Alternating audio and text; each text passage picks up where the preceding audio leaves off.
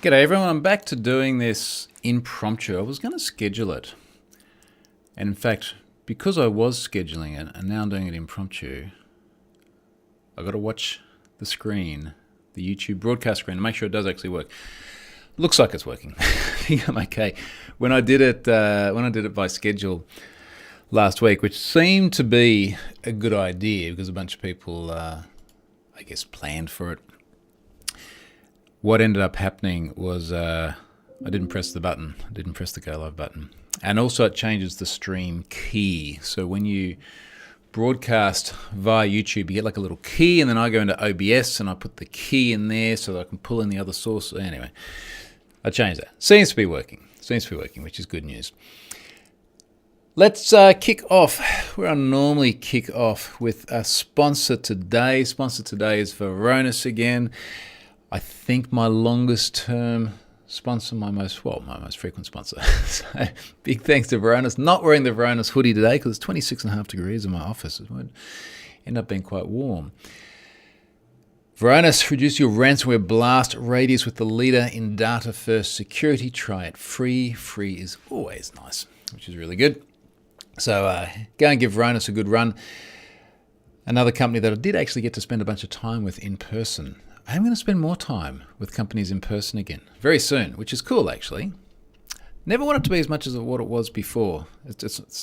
Sorry, Varonis, I'm not saying I don't want to see you as much as what I did before. I just don't want to spend as much time traveling around the world as I did before. I'd love to see Varonis as much as I did before.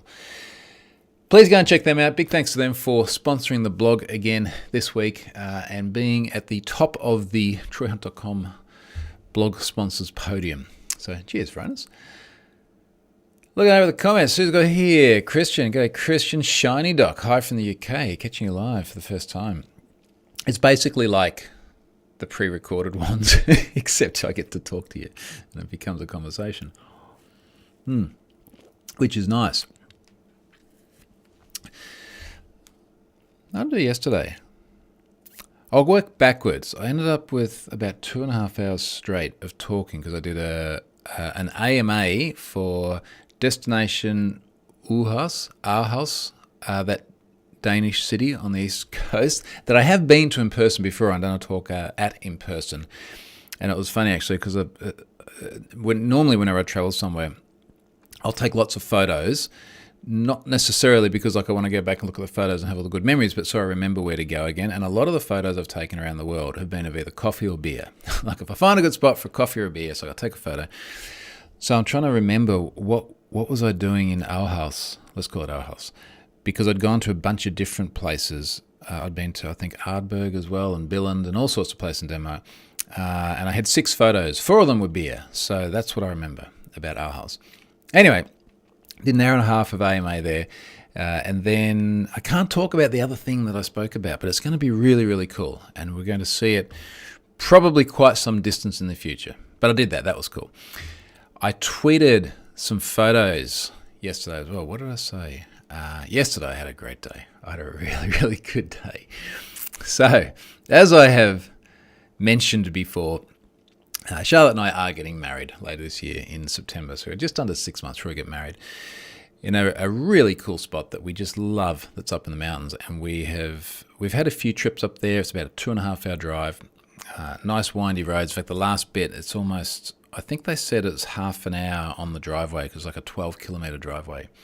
It doesn't take us that long, if I'm honest, when we go up this dirt road in the all-wheel drive. But yesterday we took a helicopter, which sounds excessively awesome, and it was. Let's not downplay it. The reason we did it, we've got Charlotte's father visiting from Norway. My mum and dad are here, and we just wanted to take them as a surprise for lunch to see where this wedding's going to be and try and make family more a part of it. And we couldn't really spend 5 hours in the car. So we took the chopper, which is just, it was epic. It's like a 5-minute drive down there to Marina Mirage on the chopper. It was, the pictures don't do it justice. Now I want a drone.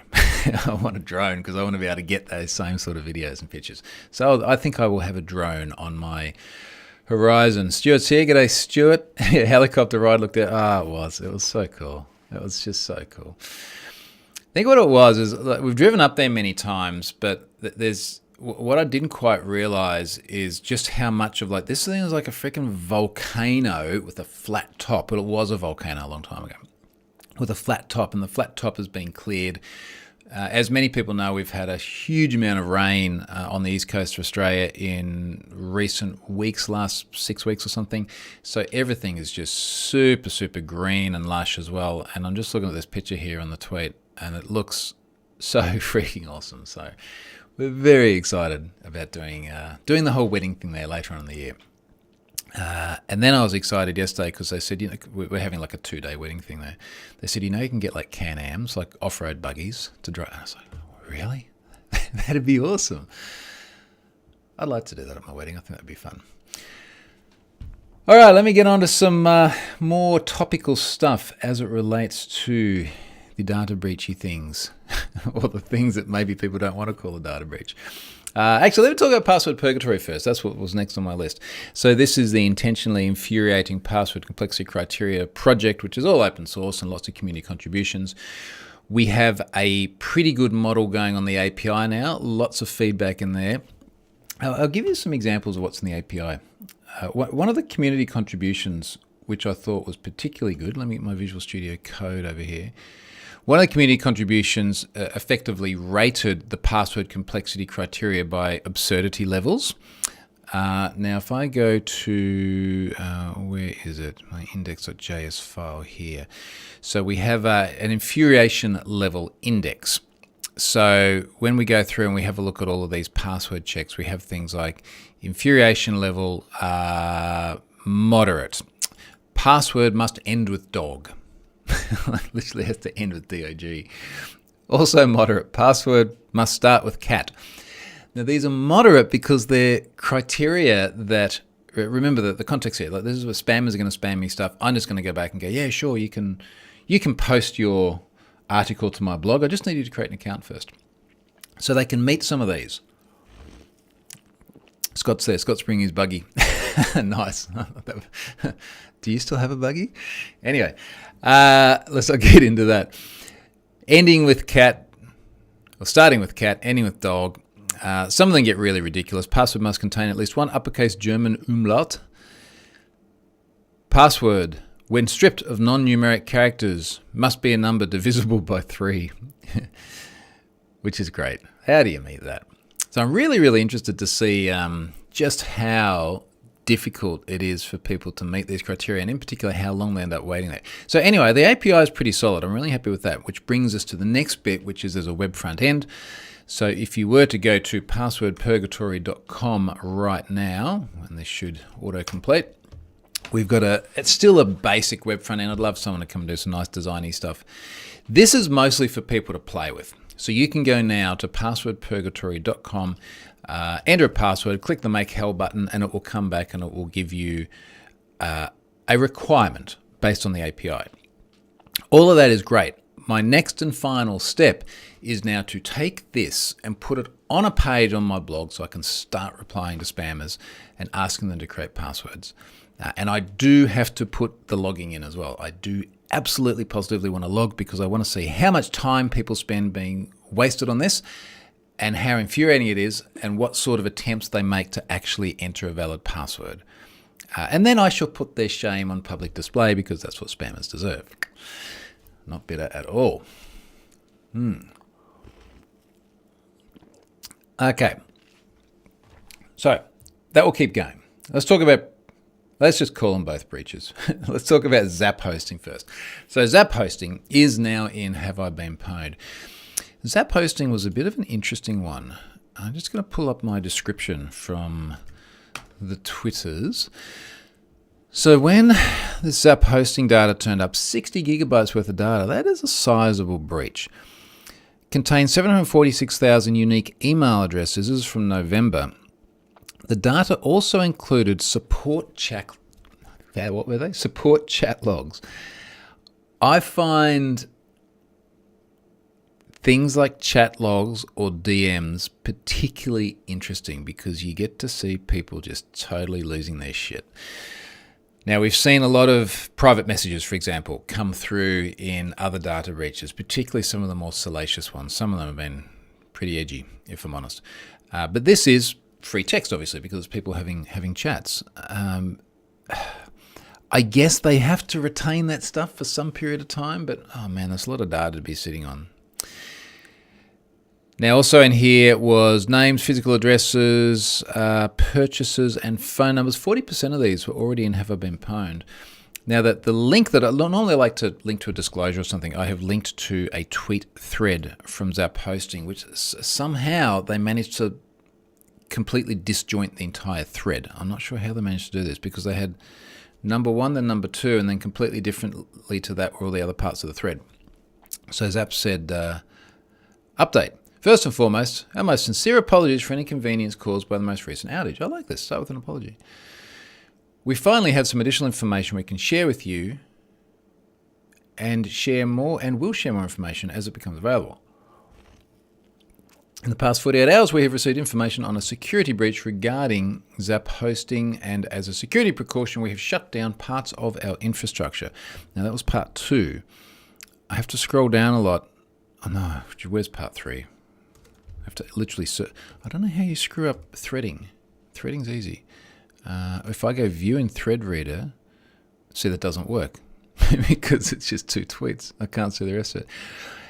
Anyway, they go on and disclose the incident. So at least they're disclosing it. I don't think there's anything else particularly noteworthy about this. Is like another day in data breach land, to be honest. I'm going to talk about the next one in a second. Just looking at the comments here. Francisco says, when I tested, you couldn't get to ridiculous level. There were contradictory rules on high level. Now, there was a contradictory rule which was resolved by another PR yesterday or the day before, which was something to the effect of you cannot have repeating characters. And then there's another rule which was you must have repeating characters. I think that was the contradictory level, or rather the contradictory criteria. If I am mistaken and there's something else, please, if you feel up to it, submit a PR. Otherwise, just like send me a message and I'll go through and fix it myself.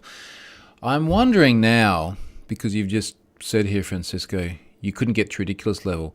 Did you know you couldn't get to ridiculous level because you're looking at the code and you're like, I can't ever get here?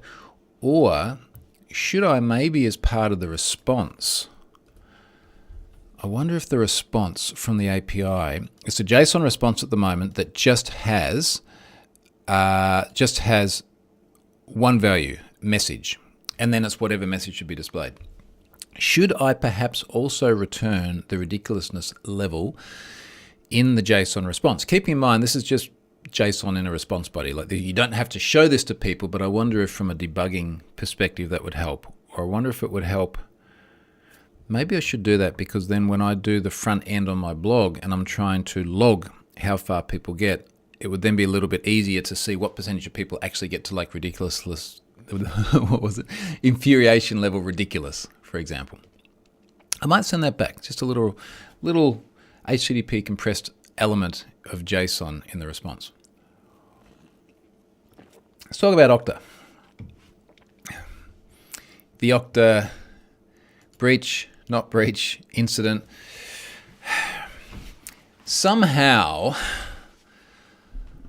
I'm looking at my tweet thread here, somehow Okta has managed to make the most noteworthy thing about this incident the way that they have described it as opposed to the incident itself.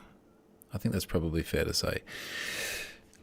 Let's start at the beginning. I had someone ping me privately the other day. Where are we at? 3 days ago. Probably just under 3 days ago, based on the clock. Now, here's what's in this. Someone here has said, oh man, if this is what it looks, and in brackets, Okta got popped, blue team everywhere is going to be crazy busy. Now, there's a couple of images in here. There's an image here which is a screen grab of a Telegram channel. Says just some photos from our access to Okta.com, super user admin and various other systems for a service that powers authentication systems to many of the largest corporations and FedRAMP approved. I think these security measures are pretty poor. Yes, we know the URL has an email address, the account is suspended, we don't care. Before people start asking, we did not steal any database from Okta. Our focus was only on Okta customers. Now, I have that Telegram chat open over here, because this is from Lapsus. Now, Lapsus is this collective that seems to have been rather good at breaking into various things, which has included everything from NVIDIA to Samsung. I think there's some Microsoft source code in this chat thread as well that's been in the news. And this is what they published in their Telegram channel. Now, it's a pretty serious claim, and then they've added a whole bunch of stuff here later on. So basically, there's just been a bit of to and fro volleying between Lapsus, spelt with an S and a $sign on the end because reasons. I think what's most interesting here is the way Okta has dealt with it and characterized it, and the way information has subsequently come out. Now, the other screen grab here in this tweet is an okta.okta.com address, which has a dashboard here with a number of apps. Let's just go through the responses from Okta, because I think this is what makes it particularly interesting. Okay, so we've got this person that's tweeted these shots from the Telegram channel. Now, I'm going to caveat this, because I'm going to be very objective about this, but I have friends in Okta. Okta has been a previous blog sponsor. There's a lot of people know in Okta. I like Okta and I like what they do. That's not going to stop me talking about the incident breach, not breach. So link here in the beginning of my thread to a CNN story. This was the first thing I found on Okta investigating reports of potential digital breach. Okta Identity Service with more than 15,000 customers said Tuesday an attacker had access to its support engineer's laptop for 5 days in Jan, but the service itself was not breached, according to the company. And this is where it sort of gets weird, where it just feels like a bit of a word game. I'm going to go through my tweet thread. So I've had this tweet thread going, again, fairly objective given the relationships I had there. I've quoted Todd McKinnon, who's the CEO over at Okta, and he says in January of 2022, Okta detected an attempt to compromise the account of a third-party customer support engineer working for one of our sub-processors. The matter was investigated and contained by the sub-processor. In the second tweet in his thread, Todd threads tweets properly. Thank you, Todd. We believe the screenshots shared online are connected to this January event. Based on the investigation to date, there is no evidence of ongoing malicious activity beyond the activity detected in January. Now, the responses to his tweets are not what I'd call friendly. I think it was pretty much unanimously negative responses. Let me just pick some random ones here. Okay, so I'll rephrase this. They were unanimously either confusion or negative. So someone here is saying, can anyone give me a link to the screenshots floating around? We use Okta heavily and I'd like some clarification. Now, this is a perfect example of the problem that's being created here. The screenshots imply something very serious. Now, I don't think it's quite as serious as what was implied originally, but they do imply something very serious. And Todd's message doesn't really allay those concerns. So when you got this person here, and let's see, what's this person's account is IPv4, DevSec, Ops, IAC, Azure. Now, let's say this is someone in a role where they're responsible for protecting their organization or their customers, and they've seen this claim, and then the only message that they've been able to see debunking it really doesn't tell them much about what's going on. Now, someone's then chimed in and sent them, or chimed in, and sent them a bunch of screenshots. Someone else here. What would help me as an Okta shareholder is to understand how development and production systems are segregated, whether separation of duties, controls are employed, or whether the breach affected production systems. Okay. Someone else. My friends have reported multiple high critical vulnerabilities to you using your bug bounty program. We were underpaid and treated like shit by a security team, acting like they know everything. I hope this misadventure will enlighten you on the importance of good hackers. Someone else. Can you quantify underpaid? I'm kind of curious now. What was underpaid? Underpayment and bounties because the company determined they are not that severe. Okta bought it on themselves. Anyway, look, it just goes on and on and on. I'm not going to read them all here because there are a lot of responses, but they were not happy responses. Yeah, this is probably one of the most polite. Respectfully, I really hope there's some detailed statements coming from Okta today. Obviously, regardless of your reassuring words, we will all be on high alert and very busy today. And I think this is a concern. A lot of people got left just really, really wondering. Actually, here's another one. The attempt, quotes, looks relatively successful from the screenshots, Chief. This is a pretty opaque response at a time when a lot of people are nervous and needing as much information as possible to reassure them. Keep in mind as well, this was a January event, so this happened 2 months earlier. And it seems like there was information that was known 2 months earlier as well. So there's a lot of... Here's the way I've often characterized this, and I have spoken to many organizations in the past in similar situations. What happens is someone comes out and makes a claim, Lapsus in this case. The organization responds with a tiny bit of information which leaves a vacuum. It leaves a big gap. And then other people try to fill the vacuum with information themselves, and they speculate. And one of the things that really worries me about data breach responses that are not very fast and very comprehensive is that you leave the vacuum, and people then fill the vacuum with disinformation. So, okay, so this is Todd's response. Now we go on. They've then put out a statement. Now, this is really important because later on, this sort of then, I think, contradicts some of the messaging. The statement here says, the Okta service has not been breached and remains fully operational. There are no corrective actions that need to be taken by our customers. Now, this is a statement that they put out in a very short blog post. This is probably only 150 words or something from David Bradbury, their CSO. As we shared earlier today, we're conducting a thorough investigation into the recent Lapsus, spelt all uppercase, $$ at the end, claims and any impact on our valued customers. Now, here's part of the problem as well. Lapsus has got prior form. So this is a collective that on the same Telegram channel where they've published things like the NVIDIA source code that they leaked, they're publishing information about Okta. And again, I'm just looking over at this channel. So you're talking about an organization that has credible-ish looking screen grabs in a channel that's published confirmed dumps of source code from other organizations. You can see why it has to be taken seriously. So David is very much not breach. Is that the only mention of breach? The Okta service has not been breached. All right, so remember that. And then we go down in this thread. Lapsus took umbrage with Okta's response. Here's what they say. I do enjoy the lies given by Okta.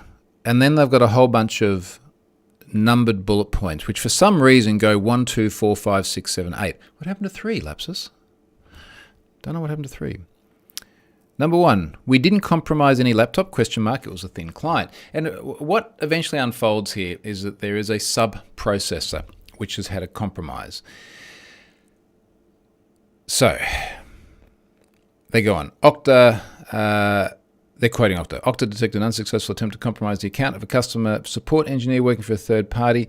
And then Lapsus, all in bold because they're very serious about this. I'm still unsure how its unsuccessful attempt logged into super user portal with the ability to reset password and MFA of 95% of clients isn't successful. This is their claim. Number 4, for a company that supports zero trust, support engineers seem to have excessive access to Slack, 8.6 thousand channels. Now, there's then spurned off threads because Okta's taken a very much zero trust approach to their infrastructure. There's other threads that have gone off about, well, does zero trust actually reduce the likelihood of a breach or possibly increase it, but then just segment the impact which is done when it actually happens, which might actually be the case here. Anyway, it goes on with Lapsus now sort of arguing back and forth with Okta, and I think the problem we have here is Okta put out a pretty generic statement that didn't really address the details of the incident. Keep in mind also, just to take a step back, every time I've been involved in one of these, and by the way, I was in no way involved in the Okta thing, but in the other ones, every piece of messaging that's going out is very carefully crafted by lawyers and PR people. I would be very surprised if that wasn't the case with an organization like Okta. Lawyers are not very good at actually giving people legit information that's accurate and actionable. They are very good at covering organizations' asses. I think that there's a happy medium somewhere in between. I don't think the original messaging from Okta did a very good job of that. So Lapsus is then like literally having an argument in the public forum. It goes on. Cloudflare gets involved. Now, Matthew Prince has tweeted. Now, keeping in mind as well that a little bit further up, we've got David saying, service not been breached, there are no corrective actions that need to be taken by customers.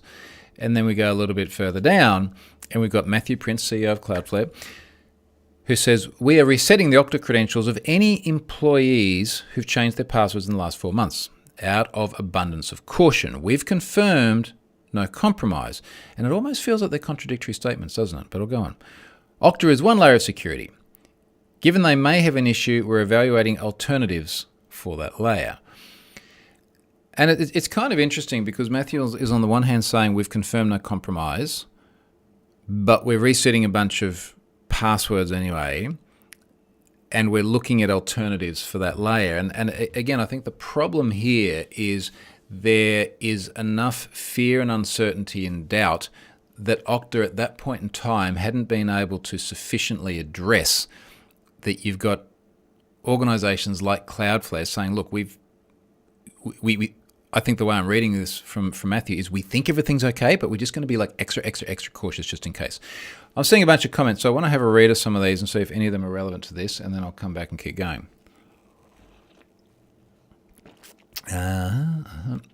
Stuart says, and I will come back to the other ones that are non-Okta related. If Okta had described the screenshots, support admin portal by the looks of it, and why it isn't an issue contained, that might have helped. And also Stuart says it wiped 5% off the share price though. That's interesting. I hadn't looked at that. I bet you that bounces back really quickly. You heard it here first. Buy low. All right, moving on. So Matthew's responded. Now, Okta has then come out with what is a much better description of the incident. Now, this is an update which then has a full timeline. And I think this is what we really wanted to see. So David Bradbury, again, CSO at Okta, has gone through and described things in much more detail. On March 22, 2022, nearly 24 hours ago, a number of screenshots were published online that were taken from a computer used by one of Okta's third-party customer support engineers. The sharing of these screenshots is embarrassing for myself and the whole Okta team. I like that. It's not that I want David to be embarrassed, but as I've said before, I've written about breach disclosure messages and good ones and bad ones, and I sincerely feel that literally just saying we are sorry about this is a really good start because clearly there was a cock-up somewhere. Anyway, it goes on. It's an external provider. It's a sub-processor. We've seen lots of news about that. I don't think we need to go into the details now. It is related to a Sitel customer. On January 20, 2022, Okta security team was alerted that a new factor was added to a Sitel customer support engineer's Okta account. The factor was a password. Although that individual attempt was unsuccessful, out of an abundance of caution, there's lots of abundances of caution, a very popular term used in describing data breaches. We reset the account and notified Sitel, who engaged a leading forensic firm to perform an investigation. Now, I'm getting towards the end of this. I think I did actually put one more tweet on this just today. And this was sort of the description I put in this week's video. We had earlier on David saying, not been breached. And then we've got other descriptions later on that do talk about breach. And I almost feel it kind of doesn't really matter. In recent years, I think I've had an epiphany about people just using terms which have a connotation rather than describing the actual contents of it. Now, I've embedded a thread from Jeremy Kirk here, who's a good InfoSec journo down here, I know very well. He says, the source of Okta's breach, customer care outsourcer Sykes, is used by heaps of tech companies. So far, I've found references that include Apple, PayPal, Cisco, DocuSign, Splunk, and Dell. Sykes was acquired for $2.2 billion last year by Sitel. And there's an article in here by Zach Whitaker. Sitel sells Zach Whitaker, it wasn't breached. But then, like Okta's early statement, it contradicts itself and says the breach did not impact legacy Sitel group systems or networks. Can you see the amount of confusion around this? So I think without sort of drilling down into the contents of these stories and the mechanics of what's actually happened, that the thing that just struck me about it is the confusion, the conflation of terms, and the vacuum of information. And I feel like this is a little bit of a case study of, regardless of what the incident was, the comms around it just wasn't good. Now, I'm going to throw Lapsus under the bus here as well, because even Lapsus, their comms, looking back at the Telegram channel, this got weird too, because they've basically gone through and debunked remember when they did 0.12, 4, 5, 6, 7, and 8, and they missed 3?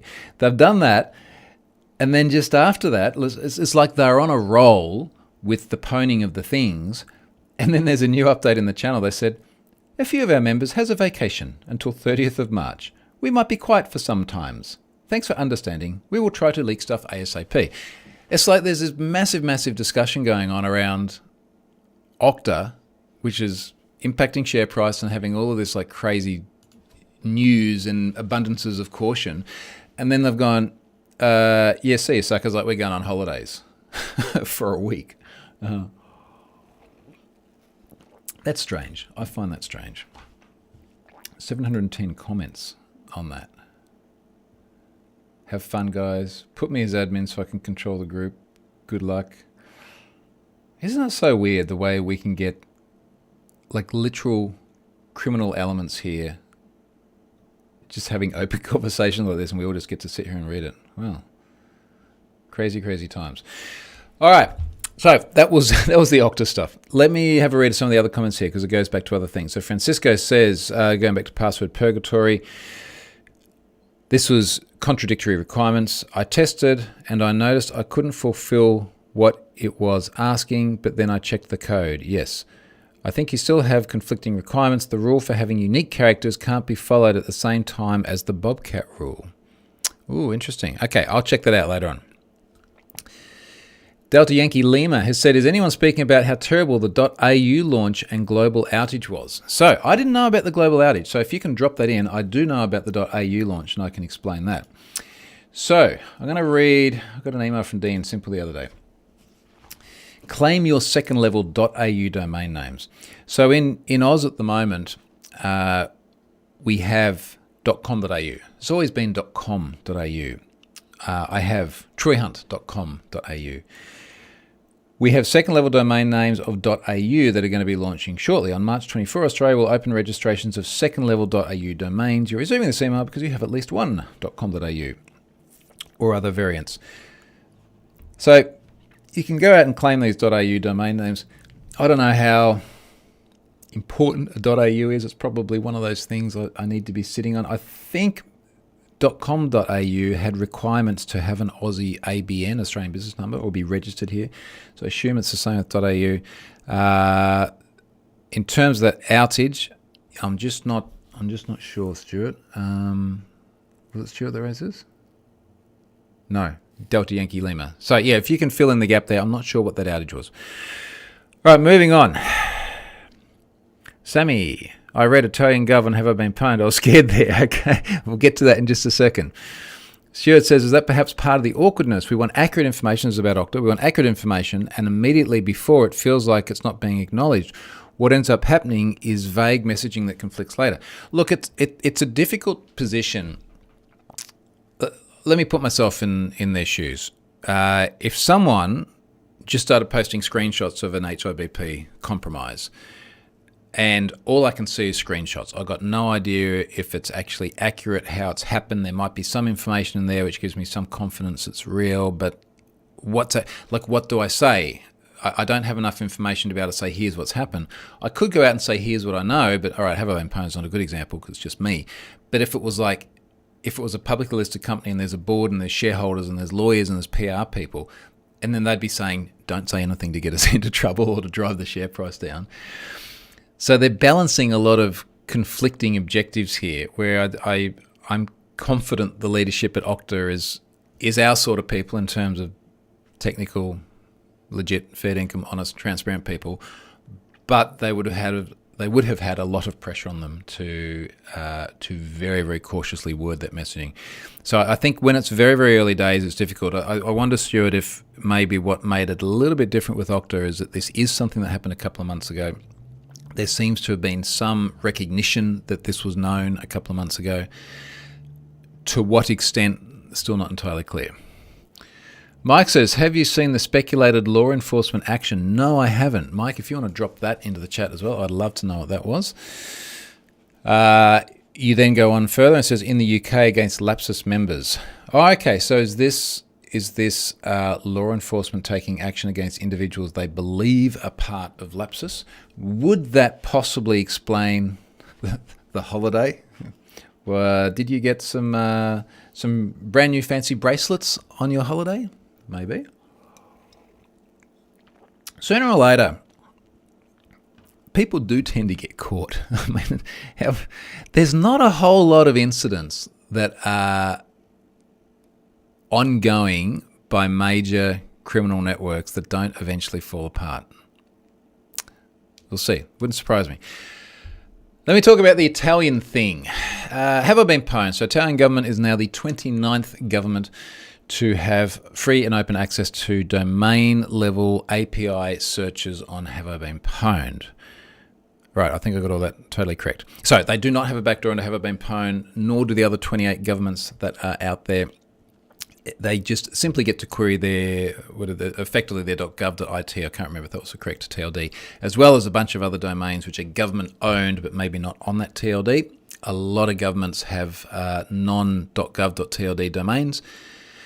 One that comes to mind is Australia's got the CSIRO, our scientific research group. They are not on a .gov domain.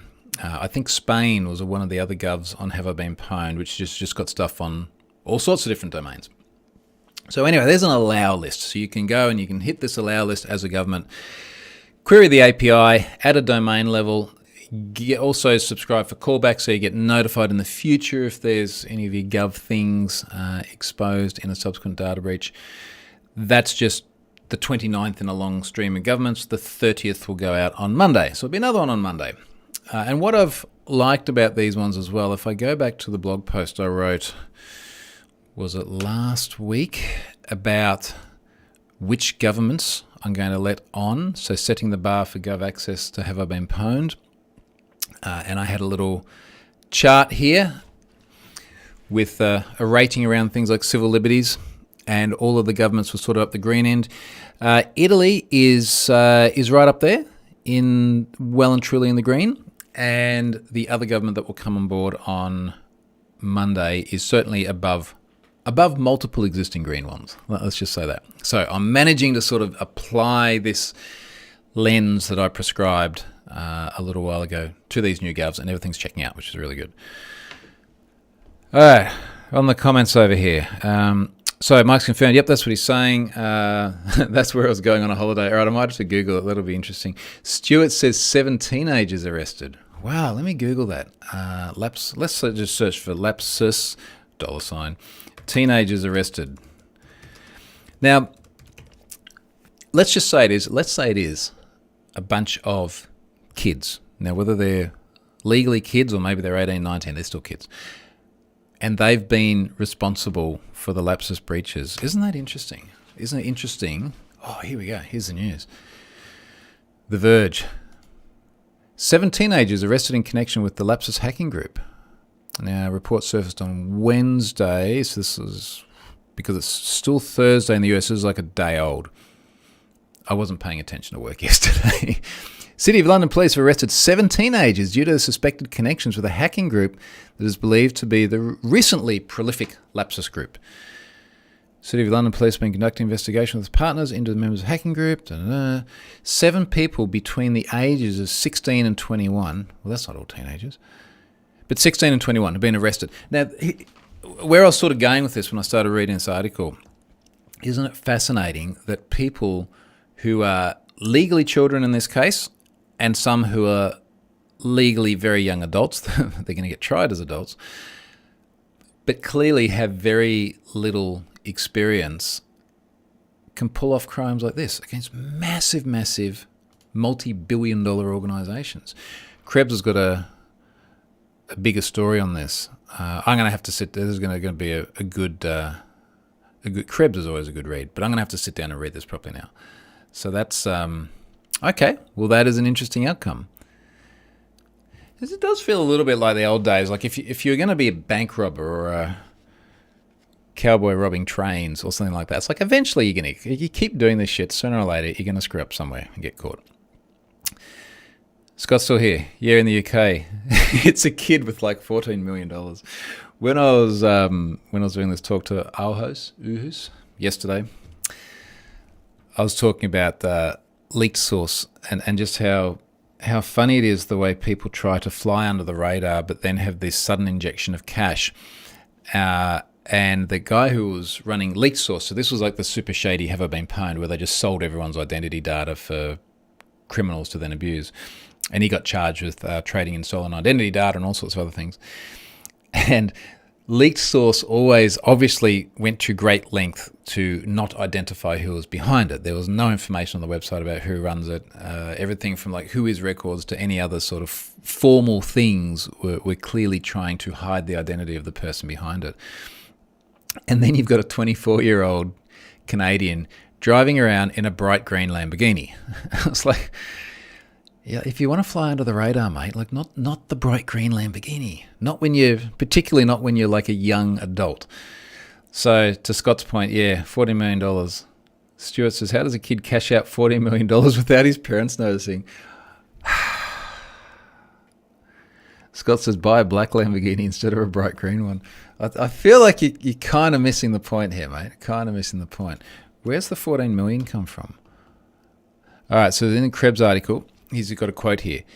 He slowly began making money to further expand his exploit collection, reads his Doxbin entry. I got to read this Krebs story.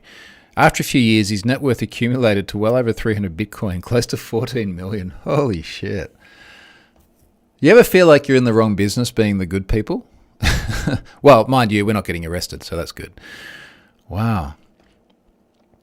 Yeah, Tori says 300. Oh, man, 300 Bitcoin. Wow, that's insane.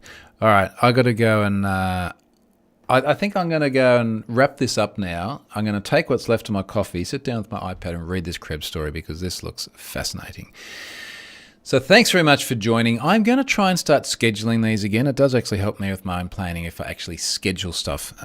So I think that worked well last week. I was just a bit disorganized because of my fun times out yesterday. So I'm going to try and schedule this for the Friday coming. Thanks very much for watching this week. Sounds like there's going to be some cool stuff to play out in terms of Lapsus stuff and maybe some other fun things that we can talk about next week. I see you mentioned a raid forum in here as well. I'm going to put that on the list to talk about next week. Cheers, folks. See you later.